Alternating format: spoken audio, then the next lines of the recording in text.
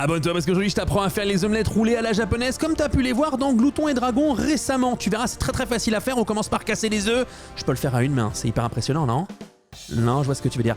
Là-dessus, tu vas mettre du mirin ou du vinaigre de riz ou du vinaigre de cidre, un petit peu de sauce soja et tu commences à fouetter. Là-dessus, tu vas ajouter un petit peu de dashi en poudre ou alors du sucre, ça peut se manger légèrement sucré, et de l'eau. On va filtrer cette préparation, tu vois, c'est vraiment très simple, et on va graisser une poêle. Soit tu as la poêle rectangulaire pour les faire comme au Japon et c'est cool, tu peux arrêter de frimer. Soit tu n'as pas cette poêle et tu as une poêle ronde et c'est très facile, tu graisses, tu fais cuire à feu doux et l'idée, eh bien, c'est de rouler l'omelette au fur et à mesure. Ensuite, tu la pousses dans ta poêle. Tu vas remettre l'appareil d'œuf, tout bêtement, et puis ensuite, eh ben, tu vas la rouler toujours à feu très doux. Faut que ça te prenne un petit peu de temps. Faut pas que ça brûle, faut pas que ça colore beaucoup.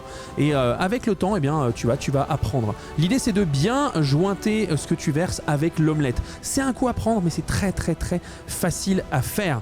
Et tu peux le voir, c'est déjà vraiment beau. On pourrait la serrer plus, la cuire plus. C'est que de l'entraînement, le goût est déjà là. C'est hyper moelleux, c'est hyper fondant, c'est un bonheur. Tu peux mettre de la mayonnaise, du ketchup, de la mayo pimentée, vraiment ton topping favori. Moi j'ai voulu faire un petit truc comme je l'avais mangé à Tokyo la dernière fois que j'y suis allé avec un petit peu de katsuobushi. Je te rappelle que toutes les quantités sont dans la description de la vidéo, abonne-toi!